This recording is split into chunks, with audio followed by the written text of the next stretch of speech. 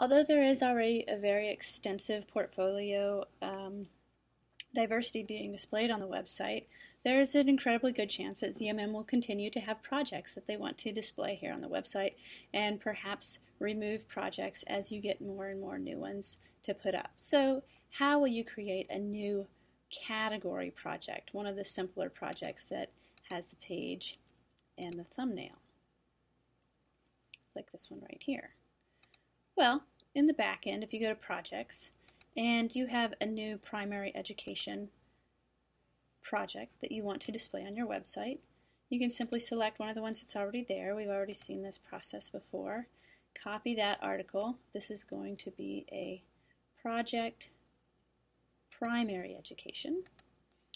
Save. And now we have two Hacker Valley PK, or pre-kindergarten to 8th. One of them has 0 hits, so we know that's the one we just created. We're going to change that to be the actual project that we're now adding to the website. So the first thing you're going to do is change your article title. This is Project X. We do not want this publishing right now because we are working on it, and so if we didn't have it set to unpublish, we would have a duplicate project on the front page, or not on the front page, displaying on the front end of the website. And so it's important that we tell it not to be displaying right now. You really have to delete aliases every time you copy an article. Otherwise, Joomla is going to get confused because it'll have 2 articles operating with the same alias.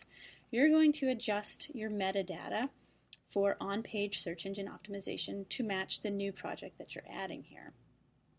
And so this would no longer say Hacker Valley. It would be the new K through 8th grade school in, Somewhereville, West Virginia. You would update this to be 5 to 7-ish keywords that are applicable to this project. So you're not putting in keywords that don't actually apply to this project. If it's not a lead project, you're not putting in lead architect here, okay? And then you have it set to index follow. So I'm just going to delete all of this now to indicate that we've done something to change it. Now you're going to add your new copy here. And it's really important when you add new copy that, say, if you're pulling it from a Word document, I'll just drag a Word document over here to show you. Say we're grabbing all of this copy right here. This is my to-do list, and we're Control-C copying it. And then we paste it right in here without doing anything to it. We're going to bring in a lot of formatting from Microsoft Word. So what we want to do before that happens is strip the formatting. If you're using a PC, you're going to use Notebook. If you're using a Mac, you're going to use Text Edit.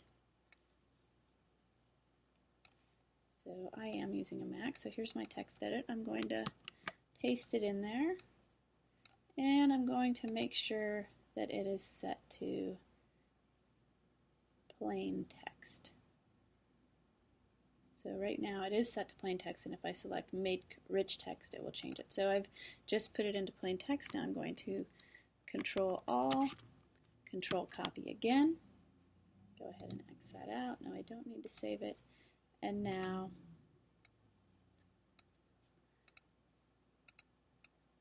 this is my new stripped copy for Project X.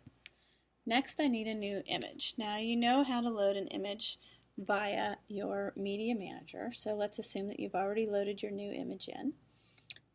You're going to select the existing image from the article that you copied, and you're going to go in and choose your Project X image.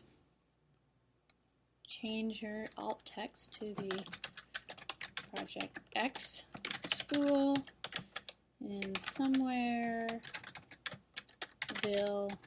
West Virginia. So you've got some keywords in there that will tell anyone with a disability using a browser tool what image is actually displaying on this page. And now you're going to apply. Now we still don't have this publishing on the website, so we do want to check it.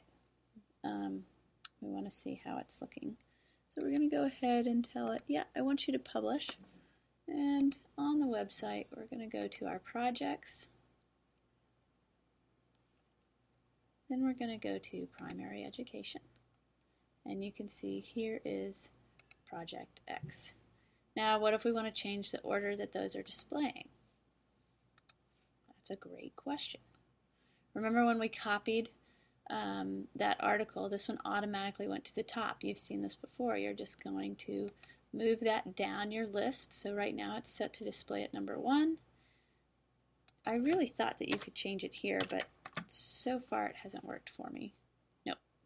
So you move it down by using those arrows right there. Let's refresh it now and see where we are on primary education. There's Hacker Valley Pre-K, New River Elementary, and Project X. So I'm just going to go ahead and delete that project so that it's not floating around in there confusing people. And that's how you create a new project portfolio or portfolio project.